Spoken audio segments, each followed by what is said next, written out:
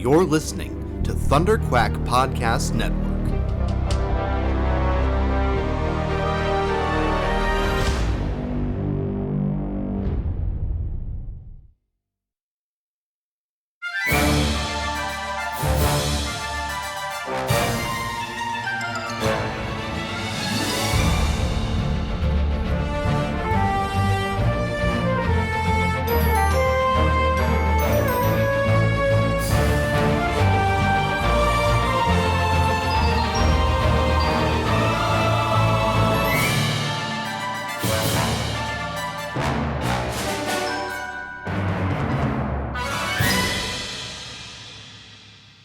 Hello there and welcome back to Force Perspectives. I am your host, Michael Cohen, and joining me, as always, the illustrious Joe Hogan. Hey, buddy, how we doing? Good. The strike is over. Oof. Finally, both strikes are over, and we are back to business as usual. We don't have a show to talk about presently. The strike is over, and we're going to talk about stuff that we Yeah. don't have to, but we will because we want to. Well, we planned to, and it was on the schedule, so we're doing it anyways. But also, you can go in and you can listen to our 7 episodes covering the 8 parts. The first episode covers parts 1 and 2. But the 8 parts of Ahsoka, the eight episodes of Ahsoka. So those are all on the podcast feed right now. You can listen to Finally. right now, all of them all at once. And when you get to the episode for part 7, please go easy on me. Joe, Joe, he doesn't back me into a corner, but he asks me a provocative question, and then I go off. But I'm not gonna tell you what it is. So now you have to go listen to all of the There episodes you go. up until that, in order to get there. And then since you've listened to all the way up to part 7, you might as well finish off with part 8. So you got to do it. Yeah, go check all that out. I'm sure anybody listening to this right now is already on top of that. But yeah, it's fun. This episode I think will come out actually like in a week because I'm going to put it up on Patreon early, Cool. and then for everybody else on the Friday, um, which is what we'll do with these monthly topic episodes that we're doing. But when a show is coming out, those episodes in the future will come out like as we record them, so that they're timely and all that. Unlike Ahsoka, but yeah, it is so good to now be able to talk about whatever we want, and not be restricted to um safe topics like our last episode talking about our favorite comic books, our favorite Star Wars comics. If you haven't listened to that one, go back and listen to that one. And on this one, we're going to talk about our favorite video games. We're each going to bring 3 games, Star Wars games that we love, to the table and talk about those. So I don't know. Let's just get into it. Joe, what's your first one? Are we doing honorable mentions? Because I feel like Let's start this with was the honorable mentions. hardest. This was Yeah. the hardest narrowing this down. My list is like 15 favorite Star Wars games, so this was like impossible to do top 3. Um, honorable mention, if nothing else, it's because I don't want to appear totally biased to the era that I will be sticking to. Uh, the new Star Wars Battlefront 2, the more recent Mm. one. Man, they supported that game for a long time. It's fun. You've got old characters, Clone Wars characters. The voice acting is absolutely phenomenal in that game. So many game modes, so many game types, and none of them feel tacked on. They all feel really thought out. They're all really supported. Lots of DLC, lots of extra stages. Like the gameplay for every ship is, well, not every ship. Some of the hero ships or whatever, but the each type of ship is really fun to play. Um, Characters are really fun to play. Every class, the incentives. That game started out real rocky for me, and like all the loot boxes and all that stuff, and then they turned it around, and it's a game that I still play pretty regularly, like maybe once or twice a week. I just hop on, even if like nobody's around. I'll just play a couple of rounds by myself. Um, I love Battlefront 2, man. It's such like for a clone fanboy like me, man. I just want to play as clones for a half hour or an hour, and then I get my fix, and then that's it. Move on to the next thing. So Well, I'm glad that you feel that way about Battlefront 2. oh no, I okay, I'm not that much of a fan okay, of either of the new Battlefront games, but okay. but I didn't like the first one. I I did I not like I the first I one. like the story in Battlefront 2. Like I really enjoyed the Oh, I story. forgot to even mention that. I love the Yeah. story in Battlefield. I Yeah, Ivan Versio is awesome. yeah, I find it frustrating that I have to play the video game in order to get the story. Um, but yeah, because it doesn't play like a single player game, and then I find that the multiplayer is very frustrating to engage with. But yeah, but I am happy for other people who enjoy it. All right. It's not my cup of tea, but I yeah, that's great. I don't know. I'll give an honorable mention. I what can I give an honorable mention to? I haven't really thought about it. You know what? Connect Star Wars. Uh, Really? yeah. Listen, was it a good game? No. Did I have a ton of fun with the dance, like the rhythm game in that? Absolutely. Is the Han Solo song one of the greatest parody songs of all time? Yes, it is. Um, yeah, I don't know. That was We not had the answer as I was expecting. we had so much fun with that back in the day. Like it's so long ago now. It's so funny to me, but because we're talking about that's got to be like 10 years ago now. Yeah, I But think so, right? I yeah, that the Connect was a it was a moment, but Was that on 360 or Xbox One?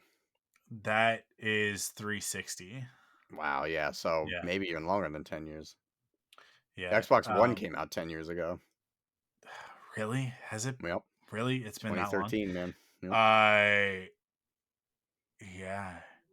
Yeah, no, I guess that makes sense. I guess that makes sense. Oy, oy, oy. Um, yeah, I had a lot of fun with that game, despite everybody else kind of. The rest of it is not worthwhile. Like we never really played much of the other modes because I think there was like four of them, but the dance game was fun. Those dance games were fun. But yeah, so there you go. I'll give that as an honorable mention. The All problem right, is that cool. there's just so many Star Wars games. I Jedi Power Battles, right? Terrible game. So much fun. I like just it was so buggy. It was so hard to play, but it was awesome running around as Mace Windu with your lightsaber or Plo Koon when we knew nothing about these characters Mm. and just reliving the Phantom Menace in these completely non-canonical ways. It's just perfect video game fashion of like this doesn't make any sense, but it's a fun game. I'll also shout out Revenge of the Sith on the GBA. Or Wow, is the okay. GBA or the DS? Maybe it's the DS version, but it's like it's also like a side scrolling brawler similar to Jedi Power Battles, but it's 2D, and they got these great sprite animations. You play as Anakin and Obi-Wan. There are different missions with different characters, and yeah, there were like cool combos and stuff like that. It kind of played. It was a brawler, right? So it kind of played a little bit like a fighting game. Mm. But it was really good. That was a really good game. Yeah. Any other honorable mentions before you give your first game? Oh man. It's tough. There's just so many, right? It's There's yeah. so many Star Honestly, Wars I games. think I'll just go into my top three, just because Yeah, otherwise I go feel for like it. I'm gonna start. We're gonna have too much overlap. I think Yeah, if I go start for it. doing more honorable mentions. All right. So in my top three, no particular order, I will start with Republic Commando, 2005, Yep. on Xbox and PC, I believe. Came out right before, I think March, right before Revenge of the Sith. So it was like we got a glimpse of Grievous in there, first person Yeah. shooter, clone squad commandos, like Republic Commandos, like debuted there and then became this like giant thing, right? Like people love Clone Commandos, and it's got the Karen Travis series after that, all based off of um, kind of picking up where the game left off, and even before the game too. Um, but it was so funny now to like look back at that game, and I remember thinking when I was playing it, like, wow, it makes sense that you have different voice actors playing clones because no one guy could make all the clones sound so different from each other that you knew who was talking at any given point. Yeah. And then, like, you watch an episode of Bad Batch and you're just like, oh, well, that could not have been further from being correct. Yeah, Um, we oftentimes when we're talking about Bad Batch forget that they're all the same dude. yeah, Like it's like crazy. like story wise, they're all literally the same guy, and then also it's just D. Bradley Baker Yeah. voicing all five of them. I mean, like every clone, right? Like an infinite number of characters. It feels like. Yeah, exactly. And I'm not even that big of a first person shooter guy, and so far I've only mentioned two first person shooters, but I think the majority of first person shooters that I enjoy are Star Wars themed for the most part. Yeah, that's Um, but yeah, Republic Commando, really fun to kind of order the squad around. Um, I loved. I think that might have been the first game I ever played that had a melee attack fair. with the little knife that comes out of the gauntlet. Yeah. Um, and yeah, it was just cool to run around as clones. Same, really the same excuse as it's just fun to be a clone trooper, and but like you're Yeah. a super advanced clone trooper, and by the end of that game, you know, they felt more like characters, fleshed out characters. Like the story arcs were nothing grandiose or anything, but like it came during a time where the most personality we got out of the clones were uh well, there were some ARC troopers in the Gendy series, and there's Alpha in the comic series, and weren't really any. They were starting to introduce all of the clone commanders, and I think Bly had like a little bit of a stint in the Republic series from Dark Horse, and like there was like little tidbits here and there, but this was the first time you really got to know the personalities and these like characters, and you know I do think it's kind of clever in a way that, like, other than getting around the problem of, well, um how do we make it obvious who's speaking? Each one of those voice actors had a very like their voice and their performance lent themselves to the personality of the characters, right? Mhm. Like Scorch was basically Michelangelo from the Ninja Turtles. Yeah. Um he just had that lighthearted voice and jokiness to him. Sev was deep down here. He's just like the tortured soul. He's Raphael, right? Um, Fixer was Donatello, right? Like he was just Mhm. all nerdy and all business, and I'm gonna go I'll fix this thing. Don't worry.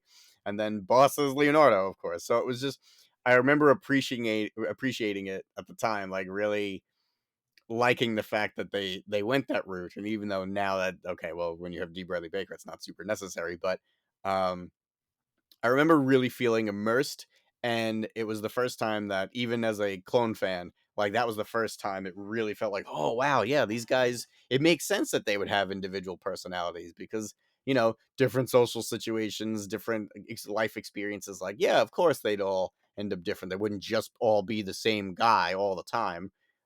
So it was cool. It really like kind of was an aha moment for me playing that game, and it was fun. It was really fun. It was three really, really long levels. Like they were all, separated by like little chapters or whatever. But um, yeah, it's just a fun game all around. I enjoy playing it every once in a while. Yeah. Republic Commando was a lot of fun. I really would love it if they would do like a remastered version. I know that Yeah. we got the sort of like re-release of it, which is Mm. a little bit upresed or whatever. But I found the control scheme to leave a little bit wanting It was for a product of modern. 2005 for sure. Yeah. Gameplay Um, wise, yeah, and absolutely. I played Republic Commando initially on PC. It was actually Oh, okay. it's actually one of the only games that I've played from start to finish on PC, and I bought a video card specifically for it. It was like Wow. Okay. that's the one and only time that I like cracked open a computer and like went to work. like hooked up something, and had no idea what I was doing, and had to call my friend and be like, it's not working. What did I do wrong? And all that, just so that I could play Republic Commando. So, and it was worth it. Totally worth it. Awesome. Yeah, that game was fantastic, especially like at the time. And it had the song like with the music Oh, Vote video. On, man, so Uh, good. Like score in that game is so good. yeah, it's yeah, yeah. That game's like a real like snapshot of 2004 2005 Star Wars culture. I love it, and the way that it leads right into Revenge of the Sith, right? Yeah, The absolutely. Kashyyyk stuff. So yeah, it felt like a prequel to the movie. So in a time when we really didn't have that much. We had the micro series and we had some novels and comic books, but we didn't really have that much. It wouldn't be for a few years until we get the Clone Wars. So awesome. I'm gonna start with The Empire Strikes Back on the Game Boy. Whew. I You're mentioning a lot of handheld stuff, man. You're Yeah, you're you're a well, big Game I'm Boy DS, Game Boy Advance fan. yeah, I mean I am. I love the handhelds. I love the challenge of like making a game on such limited hardware, Mm. and when it can be a lot of fun. I think that that's really cool. Um, Here's the thing about this game: it's not good and it's not fun, Oh, but okay. but but what it is a game that I had. I had it. It was a Star Wars video game. It went in my Game Boy, and I could play it, and I played it all the time, and I could make it to like the third level. And then would die, and that was it. And there was much more beyond that. Um, I but I've to this day never seen any of it. I know that you can fight Darth Vader in it, but I'll never make it there.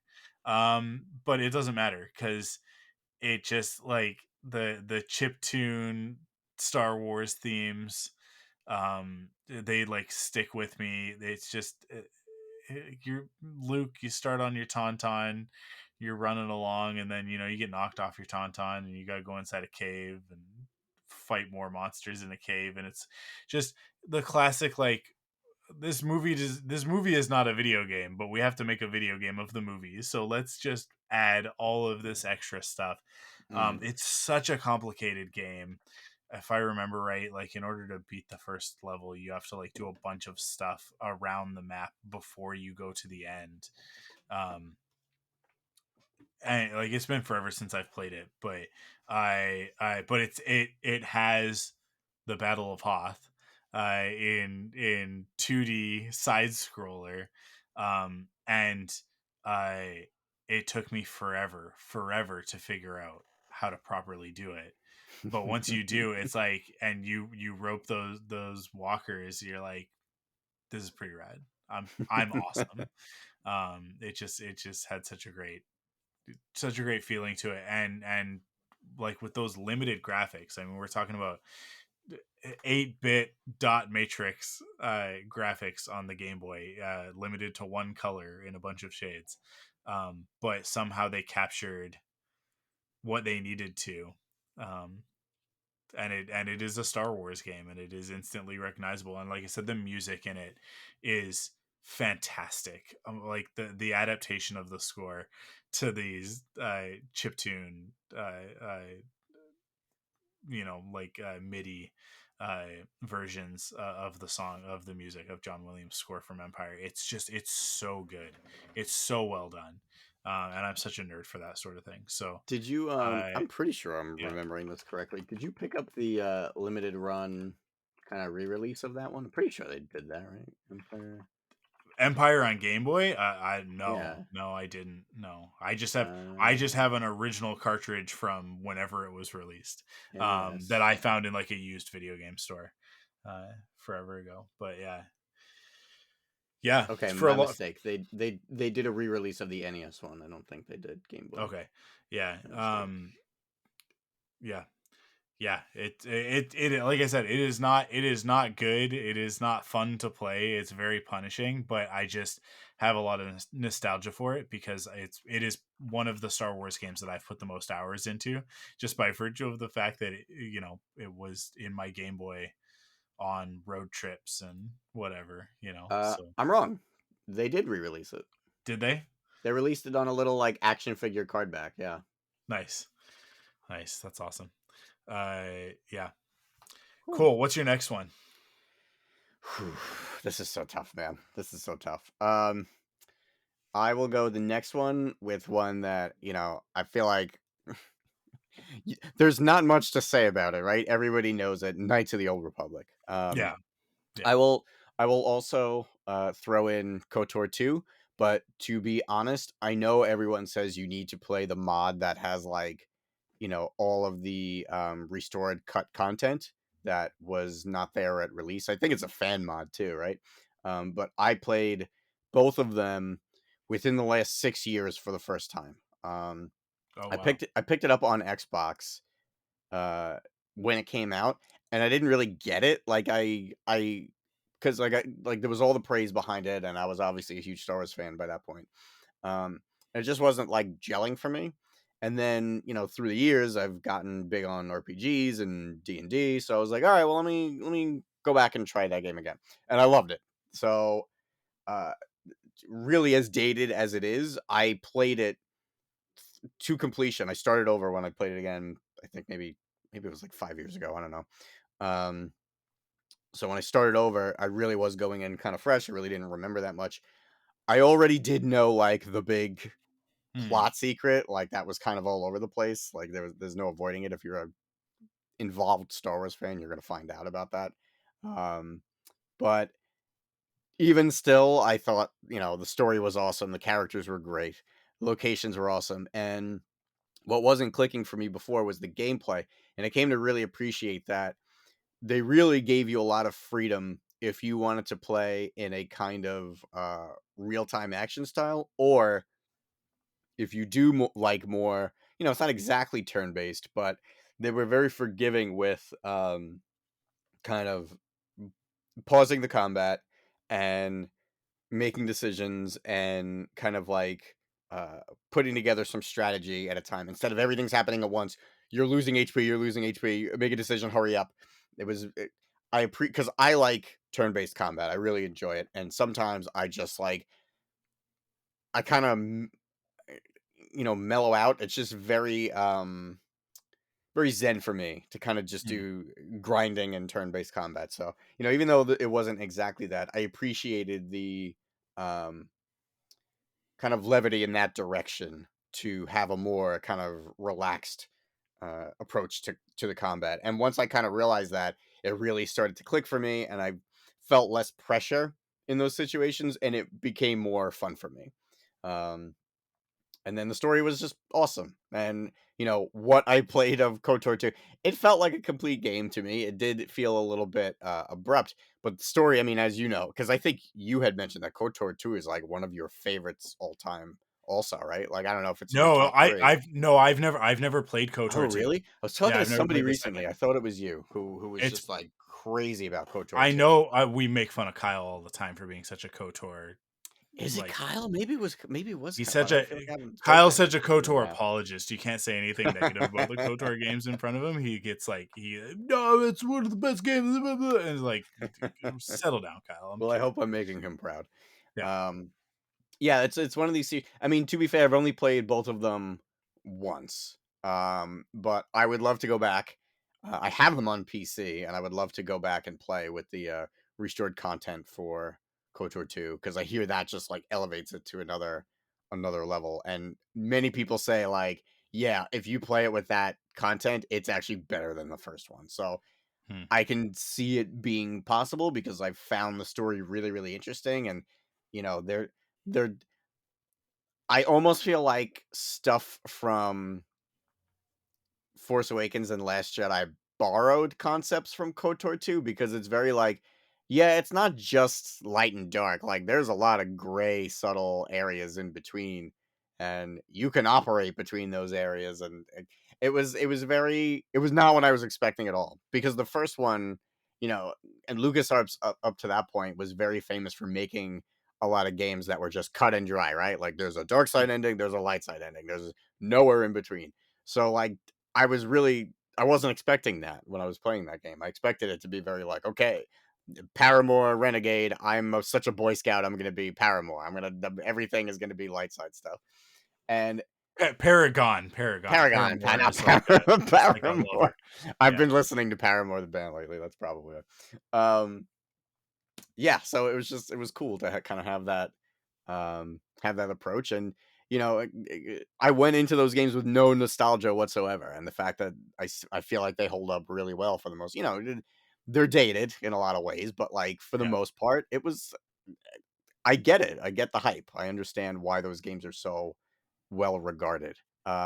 Full disclosure, the reason I am choosing KOTOR 1 and 2, even though I don't have that deep rooted connection to them, it's because I objectively think they belong here, and also because Mike happened to disclose his list, and he had two that would definitely be on mine. But I was like, I'm going to talk about different games. It's okay. So, Yeah. so that's where they. So wait, so you didn't play KOTOR 2? Have you played KOTOR 1?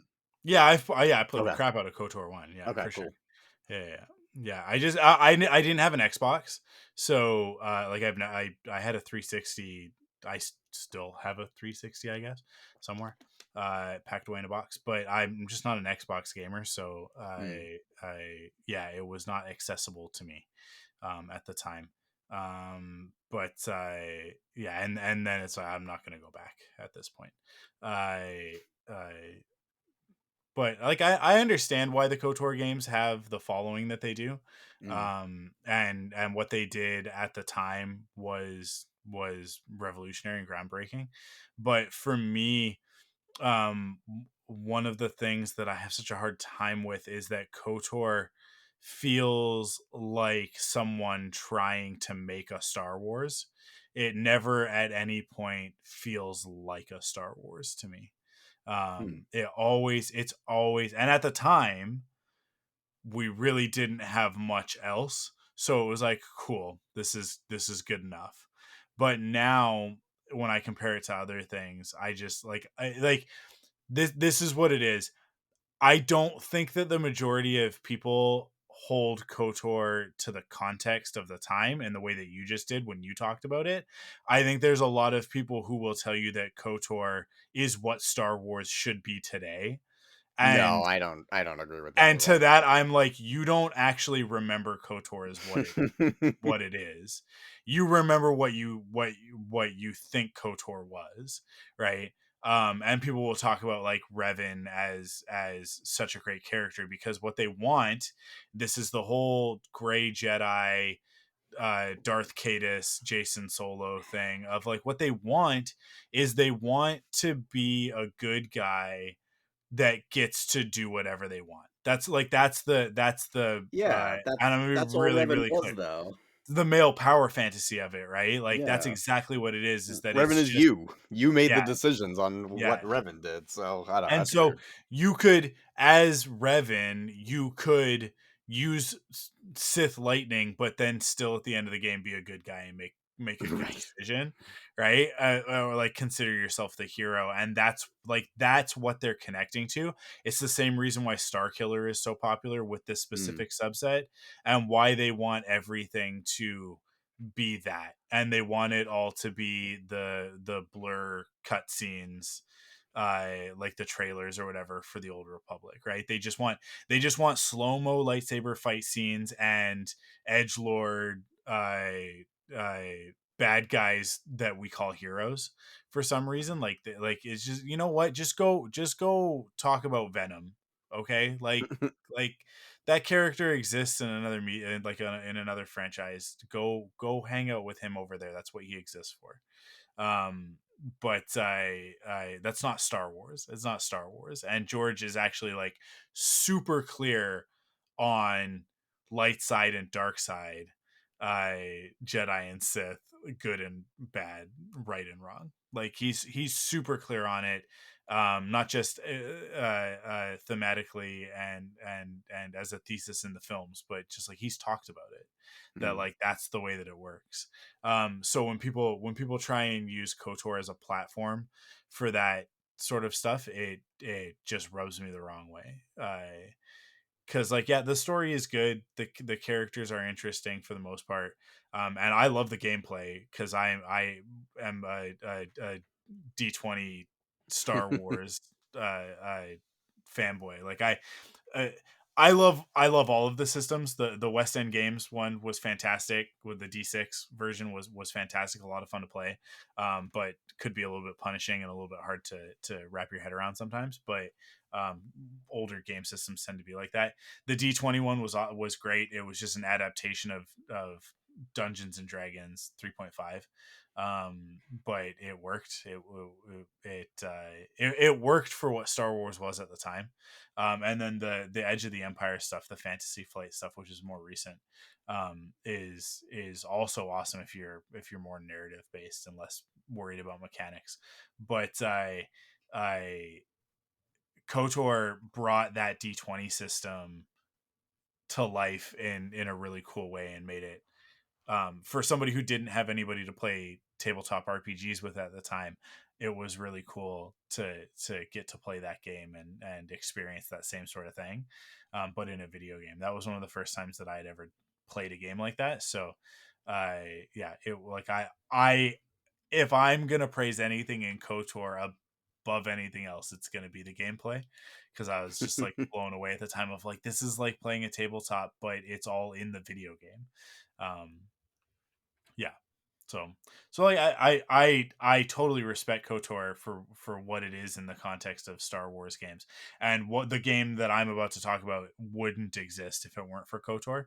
So like Mm. I think that there's a direct line from KOTOR to The Force Unleashed to the Jedi games. So like Mm. Fallen Order and Survivor. Which I you talked about KOTOR 1 and 2 sort of as one thing. So I'll talk about Survivor and Yeah, Fallen do it, Order as man. one thing as well. Do it. But I and whatever the next one will be. I because it'll be a trilogy by the end of it. But yeah, I love Fallen Order and Survivor. I really enjoyed Survivor earlier this year. It has some of my favorite moments in all of Star Wars in it. I love that it puts the romance front and center. Hmm. Which is why I'll sort of pick it over Fallen Order. There there are a lot of times when shipping characters they you kind of you end up going down a path and you're like, but they're not going to give me what I want, Mm. right? It's not going to happen. They're never going to give me what I want. Maybe we'll get close, but they're not going to give me what I want. And then Survivor was like, oh no, we want it too. No, you weren't. You guys were not reading too much into it in the first game. It was there. It was not subtext. It was text. Mm. And so for them to come in and confirm that at a point in time when Star Wars is very averse to romantic storylines, they're there, but they're played at arm's length, right? The whole thing with Ray and Ben Solo is difficult at best. And that you know, like it's like people what to the extent that people will take a makeout scene at the end of the third film as, oh, it's just a platonic kiss. She was just thanking him. All right, I've never been thanked that way, but fine, whatever. You're really showing your experience with the ladies, I with that with comments like that, but that's fine. Um, but what about his war crimes? He's made up and pretend, you guys. He didn't actually war crime anything. I hate that Um, relationship, man. oh, I hate that that's the only romantic relationship in Star Wars we have right now. Other oh, than like really? kind of Bix and Cassian, and we know that she's gonna die. Well, Like, and that's it. Like I that's I like hate that's the other part of it, right? I Because hate then everything else going on other than because Cal then and Marin. yeah, because then we've got Han and Kira in Solo, and it's like, Right. well, this is doomed, right? Like it's just yeah. So all of the other relationships in Star Wars are just like these tragic doomed Yeah. romances, and it's like, Sucks. and not to mention the fact that they the only this is the only thing about the sequels that I will like that I really get upset about when it's like, but you guys ruined the canon, right? Is like breaking up Han and Leia really upsets me. It Mhm. really upsets me because it's like they got their happy ending and they should have gotten to keep it. But I understand why in order for Ben to end up on the path that he's on I and don't all that care. stuff. But I yeah, don't care. it's It was not yeah, worth it. I don't care. yeah, I don't think that it was worth it either.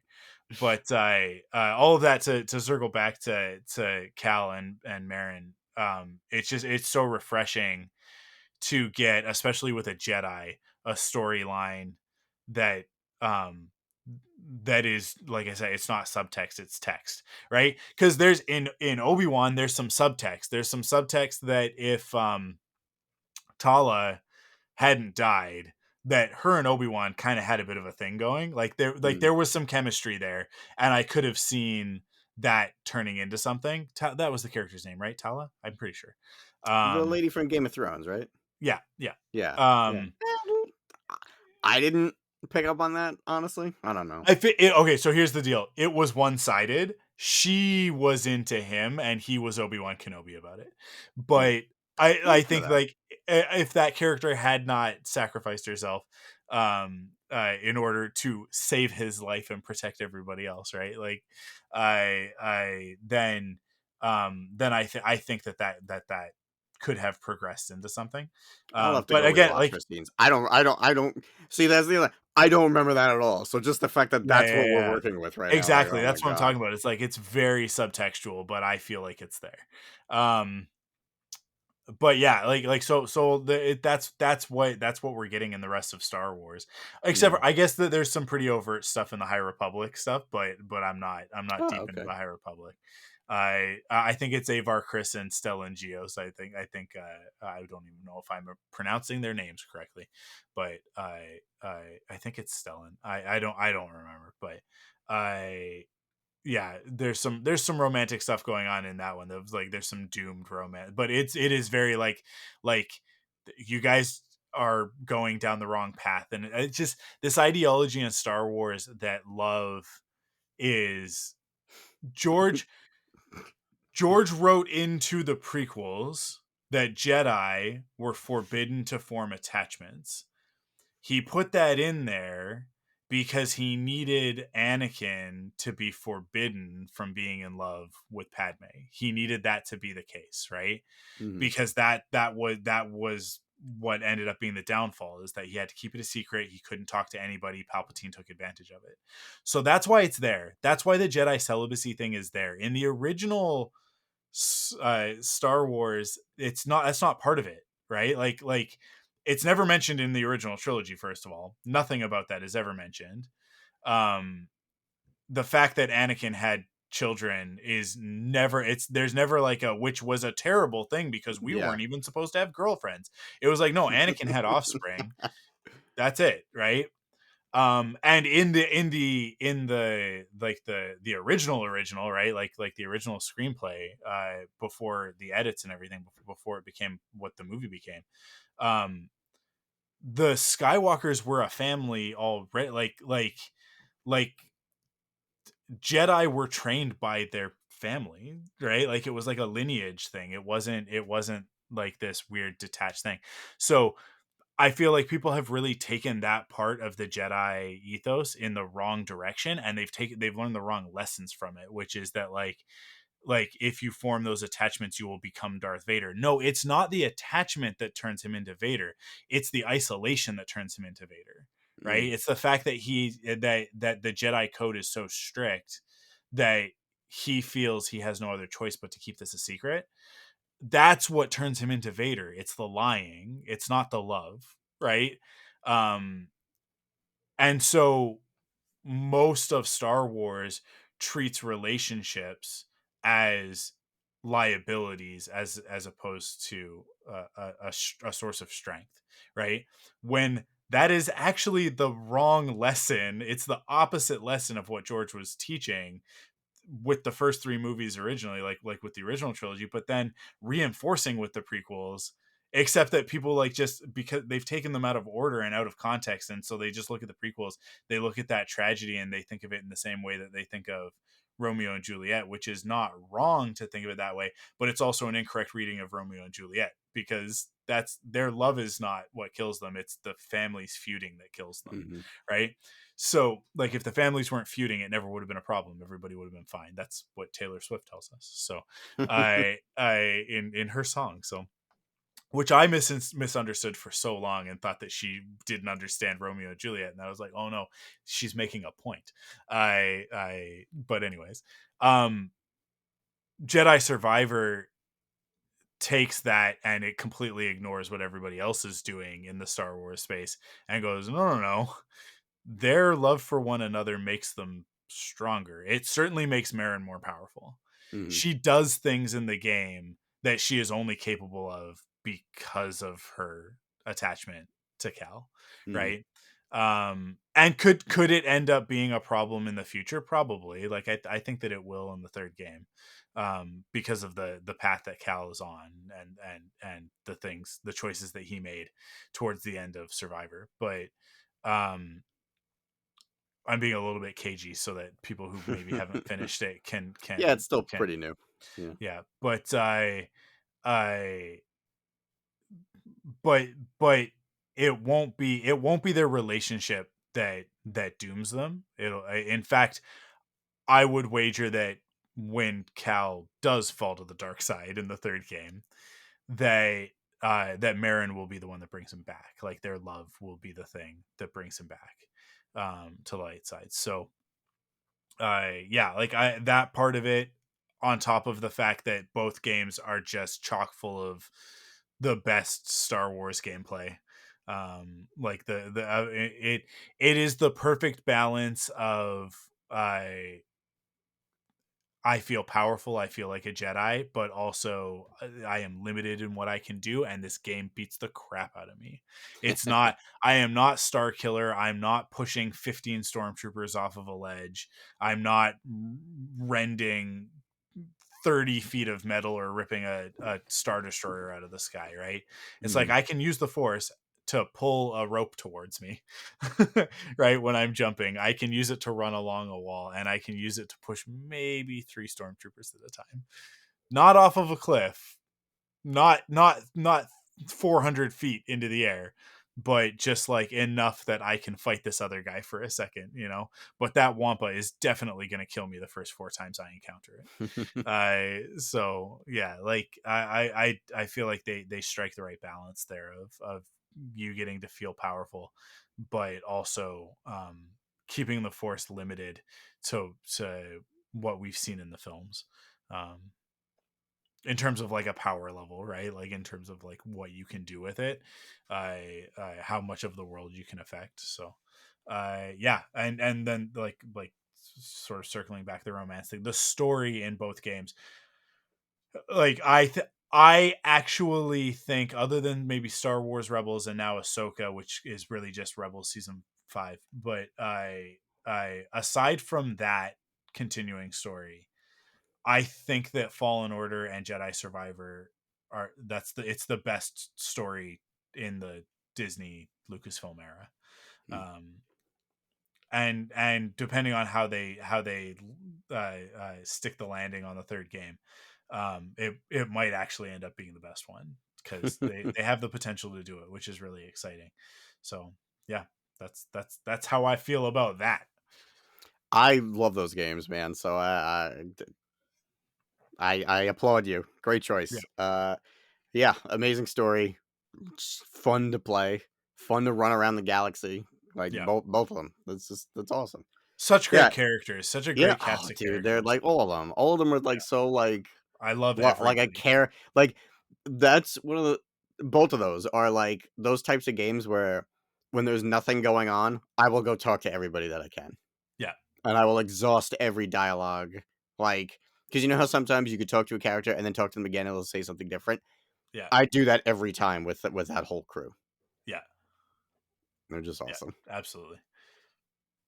Cool. What's your final game? Okay. Final game, but I'm gonna do the same where I'm gonna cheat again and go with the whole series, but the game itself specifically that's clenching it for me is Dark Forces 2 Jedi Knight. Dark Yeah. Forces 1, I played that first. That was my first PC game ever. Yeah. Uh Loved it. Another first person shooter. Yeah. It's just like I was totally hooked. There wasn't a whole lot of story in Dark Forces, but It's just Doom with a Star Wars skin. yeah, That's all it is. it's Yeah. the first level is go steal the Death Star plans. All right, that's it. All right, we got him. All right, cool. Nothing like Rogue One. Um, but once Dark Forces 2 came out, I remember seeing all the gameplay and like, wait, you get to be a Jedi now? Wait a minute. You get Yeah. to pick which powers you get to like earn. You could be a bad Jedi. I can electrocute stormtroopers in this and push them off ledges with the Force. What? I have to get this. And we had trying to think, what was the Windows that was before 95? Was it 4 or like 3.1 or something It like was that? 3.1. Yeah, it's 3.1. Okay. We had that, and that thing, I mean, by today's standards, obviously, but like even back then was horribly slow. Turning that computer on, Yeah. I would turn the computer on and go do homework, waiting for it to like turn on. Yeah. So that thing was ancient. It was not going to be able to handle Dark Forces 2. So I was begging for months, please, can we get a new computer, please, please? And we got Windows 98. So I was like, oh man, this is awesome. Like, we got the cutting edge technology right now on this new computer. Um, and just, dude, we got it in the summertime. So I was on summer vacation every night playing until like 3 a.m., which is probably where my bad habits like all started playing that game. Um, of just always being awake at night. And man, I don't know. Like you mentioned it before, you could trace that line directly from KOTOR to Force Unleashed to Jedi Survivor and Fallen Order. Man, Dark Forces, Jedi Outcast, Jedi Academy, all those games, absolutely in that lineage.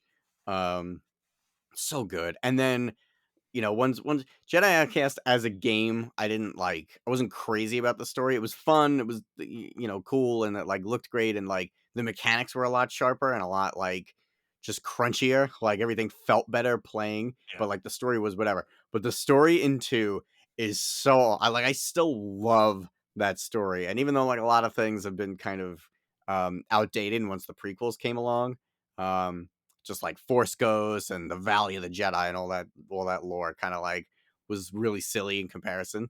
Um, but like just the story itself and watching Kyle kind of like figure out the ways of the Force and like the full motion video actual filmed cutscenes against blue screens with the cheesy backgrounds and the cheesy CGI elements mixed with actual humans, like it aged so poorly, but I don't care, man. I love that game. I love that story.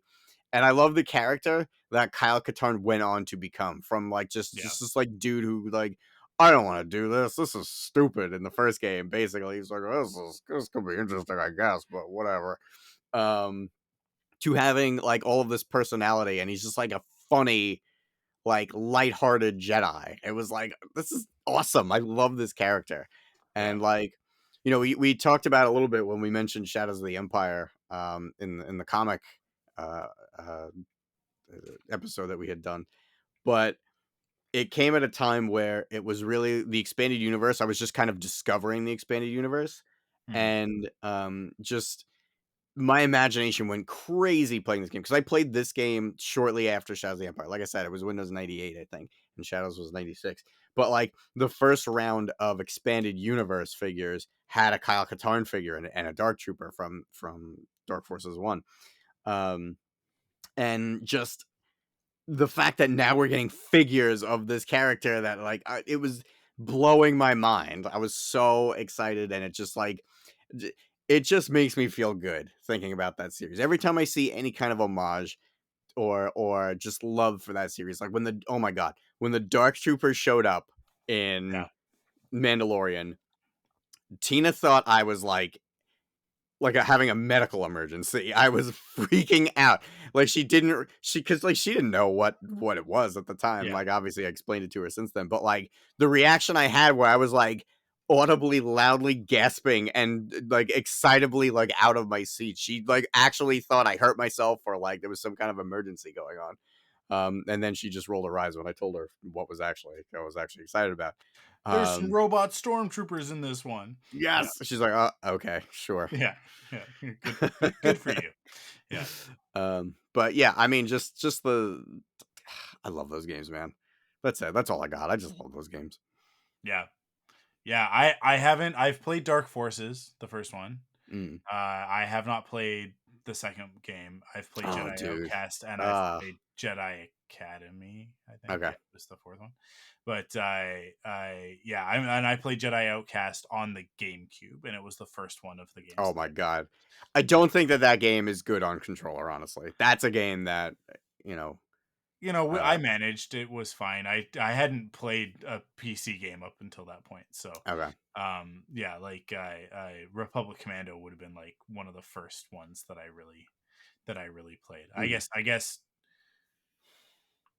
Neverwinter was probably the first PC game that I really played. Wow. Okay. I really played on my friend's computer when he lived with me, but yeah, I just never had a computer that could handle that sort of thing,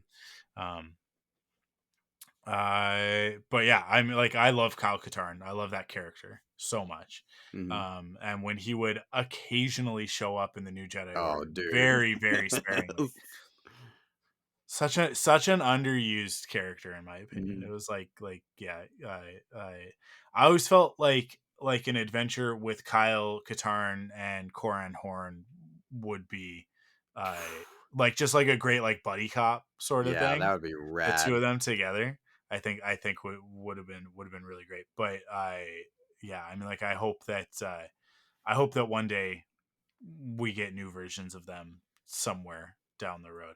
I can't like I mean both characters are ones that can show up in the Mandoverse. So Oh man, don't do that to me. so Don't yeah, do that to me, like man. that they can, either one can show up in that timeline, and we have reason to believe that one of them probably could sooner than later. But yeah, we'll see. I would love for Kyle Katarn to get adapted into the new canon.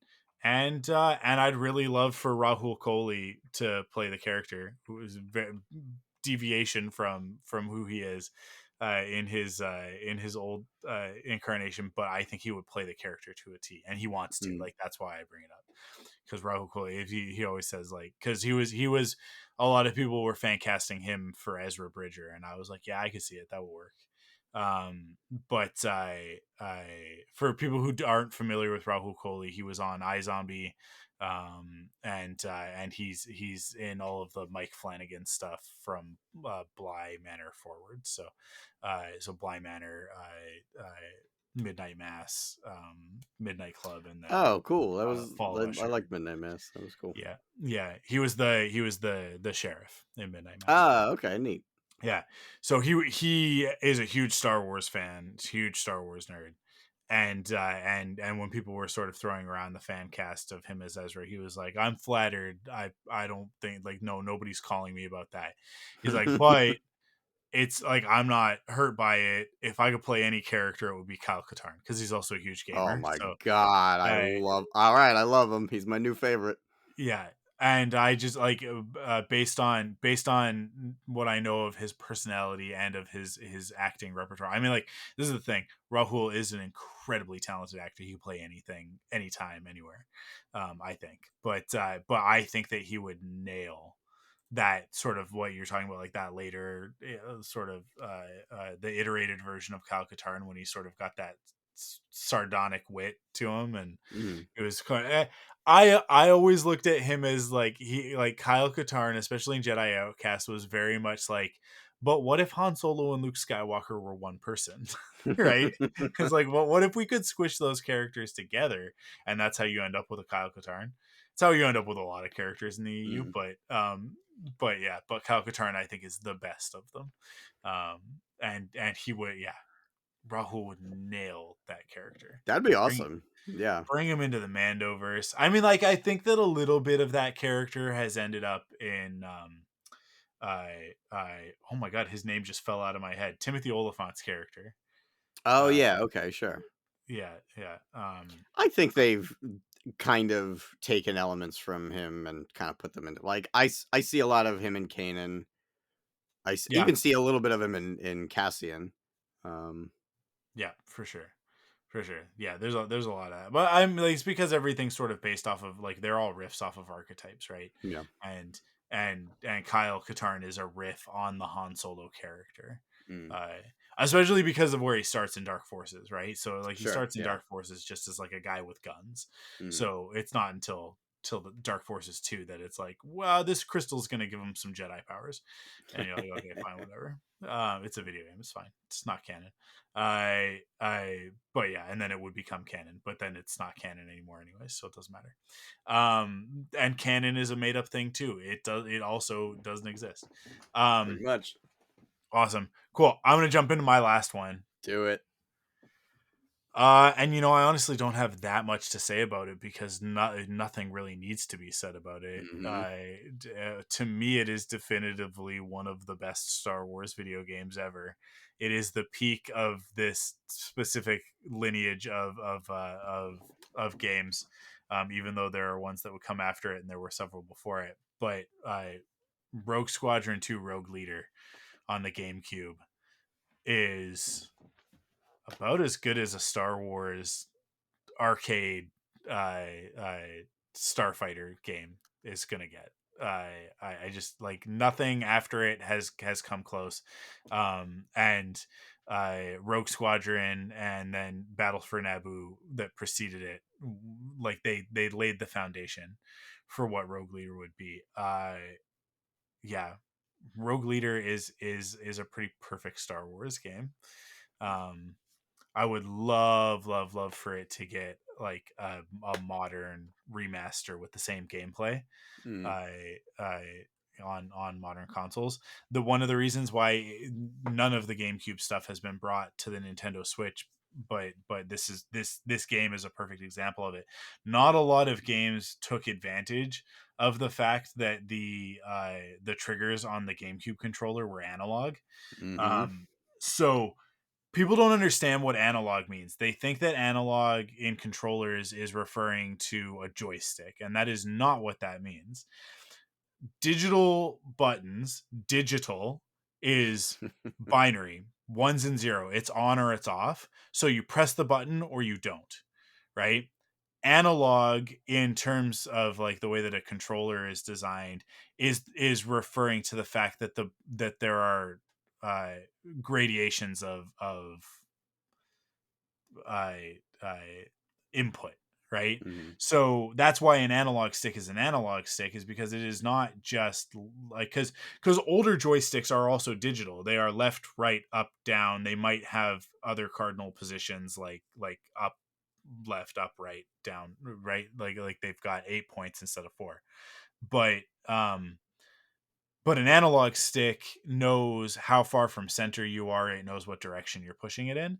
And analog triggers, which the GameCube had, and now the PlayStation has, um, they can register how hard you're pushing the trigger in.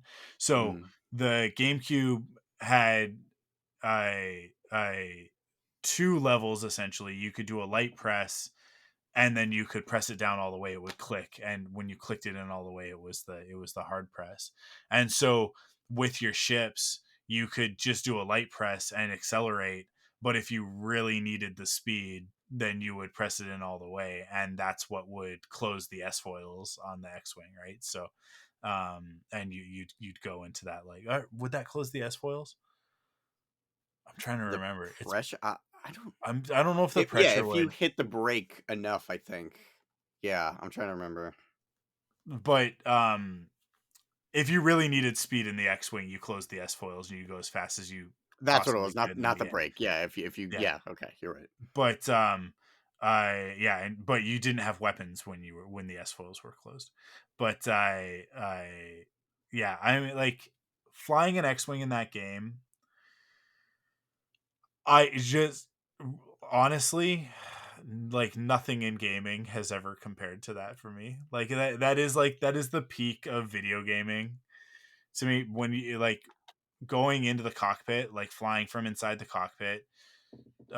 Squadrons was a really great game, and I think that they did a really good job with it. It was the controls were a little bit too difficult to master, Mm, and a little bit overly complex. The thing about Rogue Squadron, especially Rogue Leader, is that like it is a perfect balance yeah. of challenge, but it's also like it's easy enough that you can just jump in and have fun, which is what Hmm. I why I refer to it as an arcade.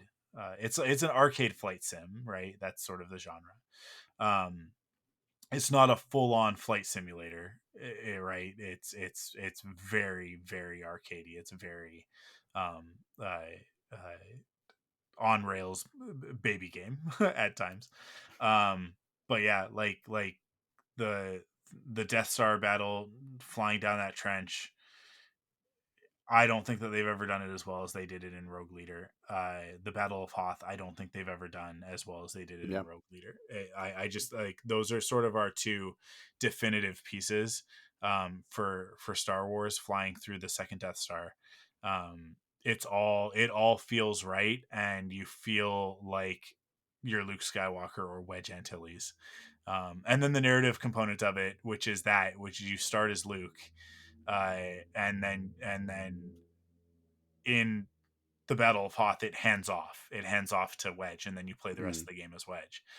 Voiced by Because you, Dennis Lawson. yeah, because you are Rogue Leader, right?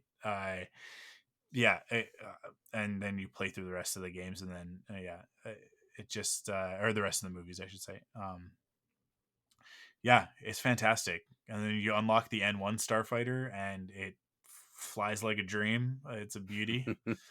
Uh, yeah, so much fun. And that like Rebel Strike was fun. It had cool elements to it as well, but it just felt like them remaking Rogue Leader and making it worse with mechanics that weren't fun, like running around on the ground and jumping on a tauntaun and just like struggling with those third person controls was not fun. So like they kind of lost it and then never really came back to it.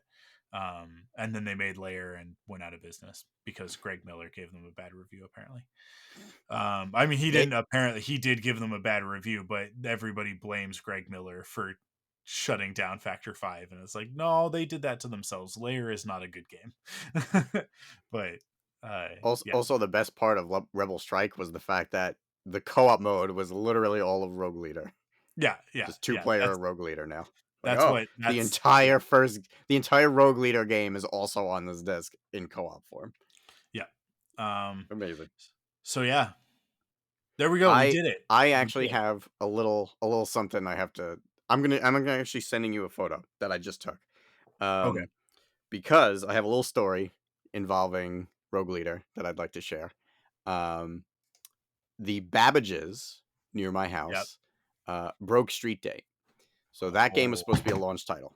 That yep. game was supposed to come out the same day that the GameCube came out on November Yep. 19th. I found out on November 9th, 2001, which is exactly 22 years ago today, uh, that they were selling it. So my dad brought me to the mall. I paid for it in cash.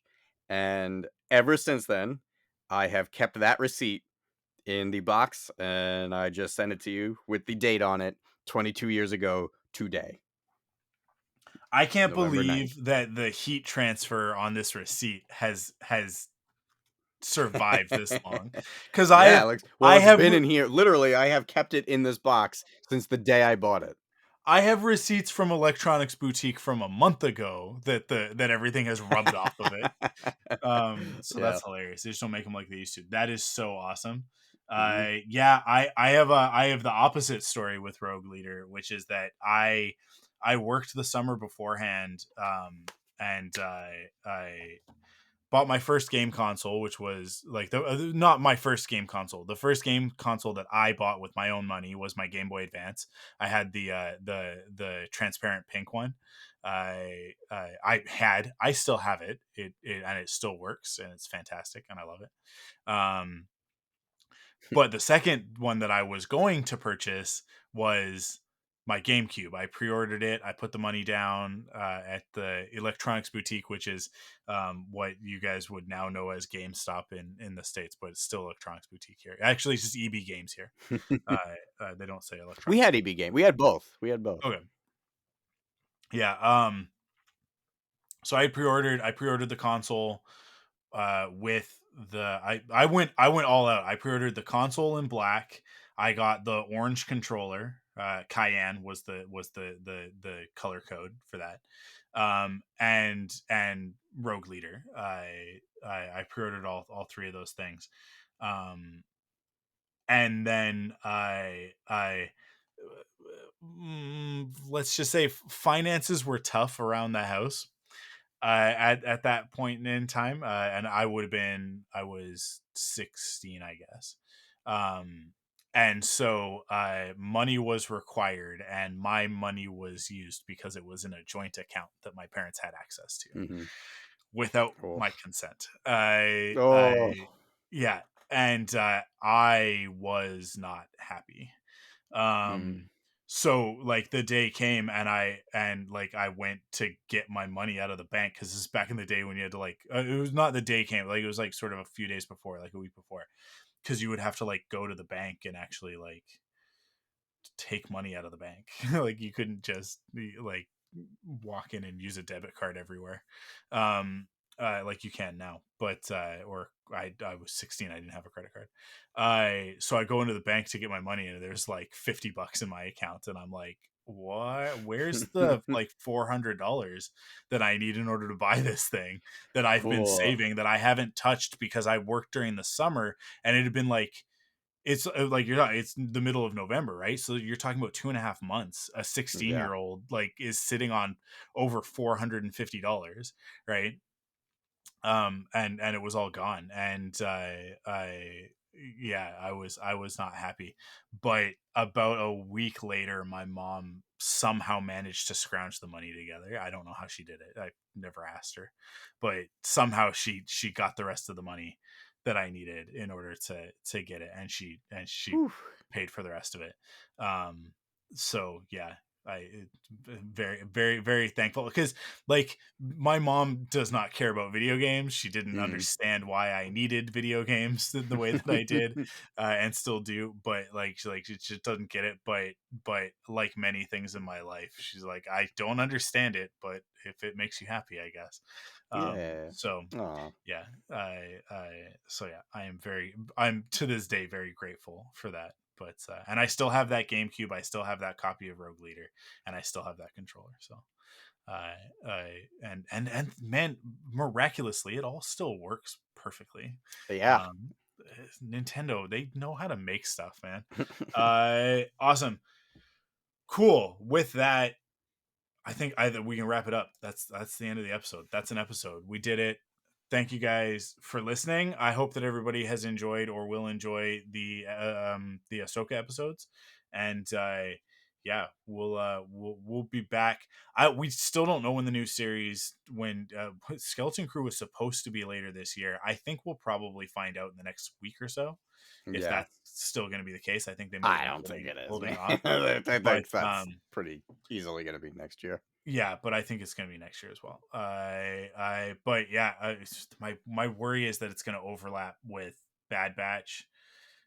Not my worry. It's probably is almost definitely going to overlap with Bad Batch, and we're going to have to do 2 shows a week, which is going to be rough. But we'll figure it out. We'll figure it out. Awesome. Thanks you everybody for listening. Thank you, Joe, for talking about video games with me until the wee early hours of the morning. It's late night for me, but I know it's significantly later for you.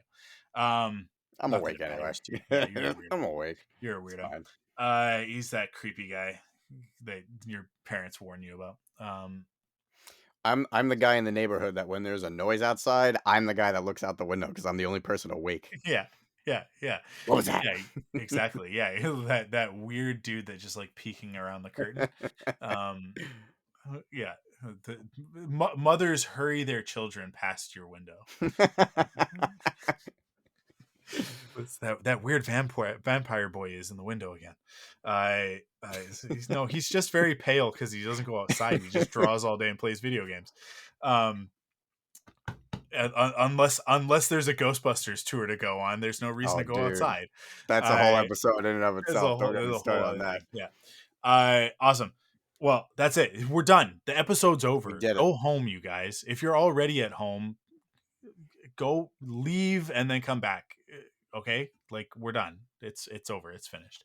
Thank you guys for listening. We will catch you on the next episode. Thank you for listening to Thunderquack Force Perspectives. Our opening theme is composed for us by Christy Carew. Follow Force Perspectives on Twitter, Instagram, and Facebook at ForcePOV. And join us on Discord at thunderquack.com/Discord. Support the show by visiting us at patreon.com/thunderquack to get early access to episodes, leave a rating and review on your favorite podcast service, or buy merch at store.thunderquack.com.